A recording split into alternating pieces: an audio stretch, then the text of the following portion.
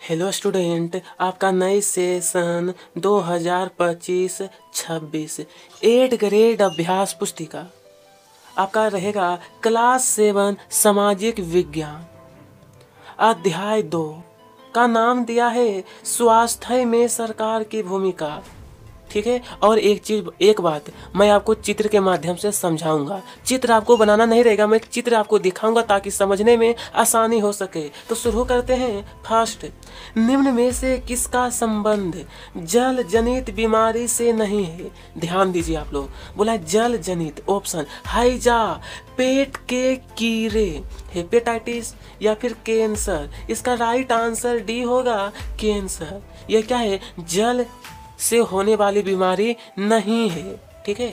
अब भारत में लोगों के स्वास्थ्य में गिरावट का मुख्य कारण क्या है?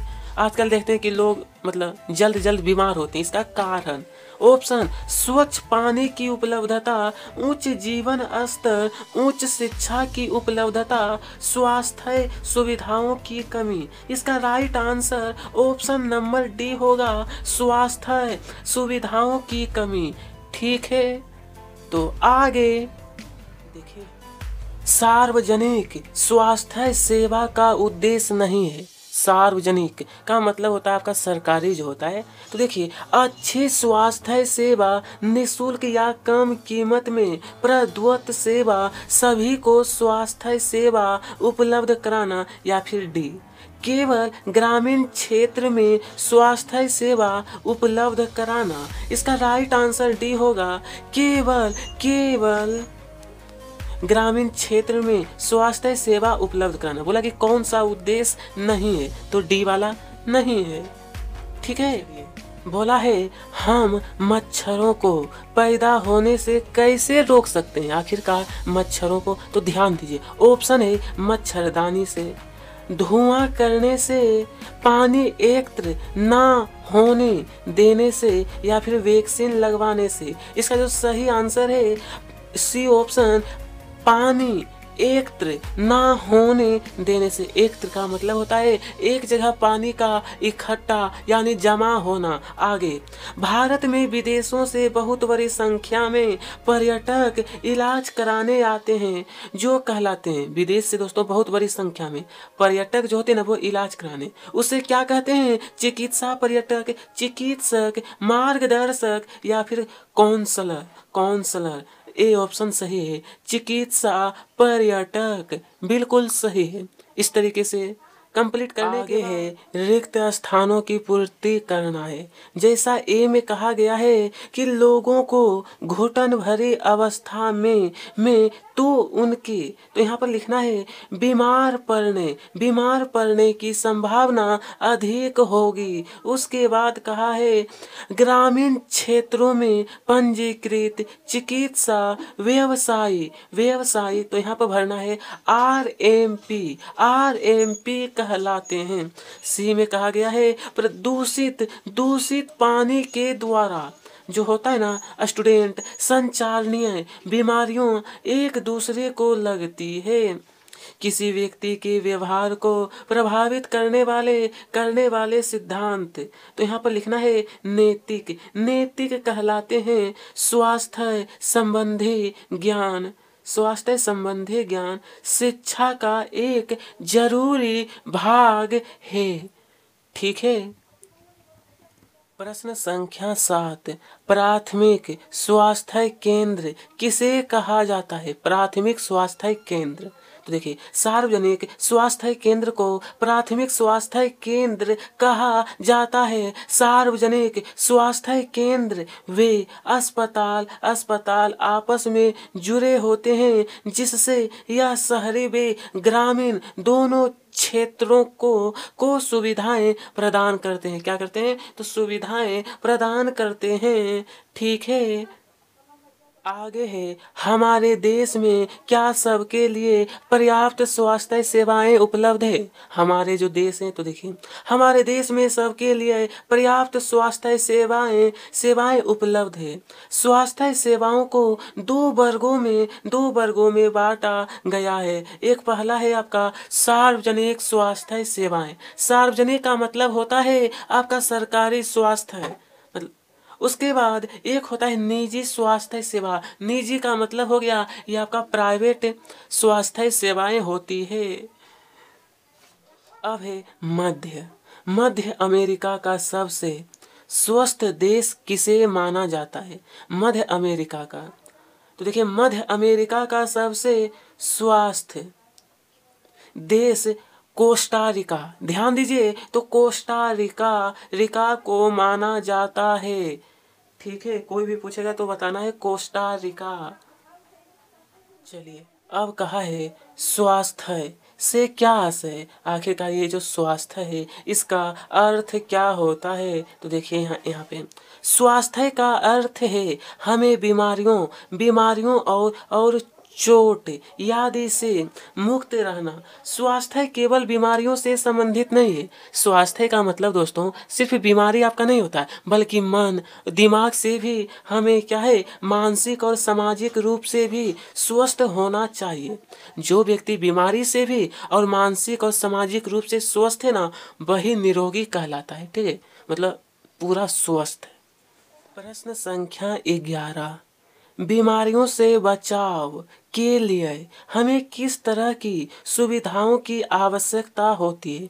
आप लोग ध्यान दीजिए, बीमारियों से बचाव के लिए हमें स्वास्थ्य केंद्र, डॉक्टर, अस्पताल, एम्बुलेंस, ब्लड बैंक आदि सुविधाओं की आवश्यकता होती है। ये सब क्या है, बीमारियों से बचाव के लिए ये सारी सुविधा होनी चाहिए। यहाँ पर है बोला है निजी एवं सार्वजनिक स्वास्थ्य सेवाओं में अंतर लिखिए। तो पहला अंतर रहेगा, निजी अस्पतालों द्वारा प्रदान की जाने वाली स्वास्थ्य सेवाएं सार्वजनिक स्वास्थ्य केंद्र द्वारा प्रदान की जाने वाली सेवाओं से बेहतर है। उसके बाद दूसरा रहेगा आपका, निजी चिकित्सा सेवाओं की लागत ज्यादा, जबकि सार्वजनिक स्वास्थ्य सुविधाएं सस्ती और समाज के सभी वर्गों द्वारा उपयोग की जा सकती है। ठीक है, इस तरीके से आपको अंतर लिखना है निजी और सार्वजनिक स्वास्थ्य के बीच। यहाँ पर देखते हैं, पानी और साफ सफाई की गुणवत्ता को सुधार कर किन किन बीमारियों से बचा जा सकता है। पानी और साफ सफाई की गुणवत्ता से, तो ध्यान दी, इसका उत्तर सरल रूप लिखना है, पानी और साफ सफाई की गुणवत्ता को सुधार कर। एक पहला नंबर रहेगा आपका हैजा, दूसरा टाइफाइड, तीसरा मलेरिया, वायरस, हेपेटाइटिस, चिकनगुनिया, बोला चिकनगुनिया, दस्त लगना जैसी बीमारियों से बचा जा सकता है। ये सारी क्या बीमारी का नाम है। और पानी और साफ सफाई अगर हम लोग रखेंगे तो ये सारी बीमारियां से मुक्त रहेंगे। ठीक है, चलिए, बोला है हमें सरकार को कर, जिसे इंग्लिश में कहते हैं टैक्स, क्यों देना चाहिए हमें सरकार को। इसका उत्तर रहेगा, हमें सरकार को कर इसलिए देना चाहिए क्योंकि सरकार कर से प्राप्त धन का उपयोग विभिन्न प्रकार के सामाजिक सेवाओं को मुहैया करवाने में खर्च करती है, जिसे सभी नागरिकों को फायदा होता है। क्या होता है, सभी नागरिकों को फायदा होता है। समझ गए, तो आगे की ओर बढ़ते हैं। स्टूडेंट, बोला है भारतीय आयु विज्ञान परिषद का आयु विज्ञान नैतिक संहिता संदेश क्या है। इसका उत्तर रहेगा, भारतीय आयु विज्ञान परिषद का आयु विज्ञान नैतिक संहिता पहले कहता है, जहां तक संभव हो सके चिकित्सक को औषधि के जेनेरिक नाम ही उपचार पर्ची में लिखने चाहिए और सुनिश्चित करना चाहिए कि यह युक्ति युक्त और उपयुक्त रूप में हो। इस तरीके से आपको इसका संहिता संदेश आप लोग लिखिएगा, ठीक है। प्रश्न है कि ओपीडी, ध्यान दीजिए, ओपीडी का विस्तारित रूप लिखिए। विद्यार्थी, ओपीडी का विस्तारित रूप आउट पेशेंट डिपार्टमेंट, जिसे हिंदी में कहते हैं बाह्य रोगी विभाग।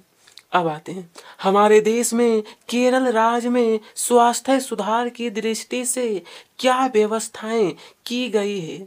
इसका उत्तर है, हमारे देश के केरल राज्य में स्वास्थ्य सुविधा की दृष्टि गांव के लिए पीने का पानी, आहार, औरतों के विकास और शिक्षा आदि के लिए उचित व्यवस्था सुनिश्चित की गई है। इस तरीके से आप लोग प्रश्न संख्या 16, प्रश्न संख्या 17 कंप्लीट करिएगा। अब देखेंगे प्रश्न 18। उसके बाद है, आपकी शाला में बच्चों के खेलते हुए अचानक किसी बच्चे को चोट लग जाती है तो आप क्या करेंगे। मतलब आपका जो स्कूल है ना, वहाँ पे किसी बच्चे खेल रहे हैं और खेलते खेलते उसको चोट लगेगा तो आप क्या मदद करेंगे। तो देखिए, यदि हमारी शाला किसी बच्चे को चोट लग जाती है, मतलब देखिए, पाठशाला स्कूल एक ही बात है, ठीक है। यहाँ पर लिखा हुआ शाला मतलब होता है, इसका मतलब होता है स्कूल। किसी बच्चे को चोट लग जाती है तो हम सबसे पहले स्कूल में बच्चे का प्राथमिक उपचार करेंगे। उसके बाद पास के किसी स्वास्थ्य केंद्र में लेकर जाएंगे जिससे उसकी चोट का सही इलाज हो सके। ये आपका लास्ट क्वेश्चन था इस चैप्टर का। तो स्टूडेंट, इसी के साथ हमारा वीडियो यहीं पर समाप्त हुआ। कमेंट कर बताइएगा अगला कौन सा चैप्टर आपको चाहिए।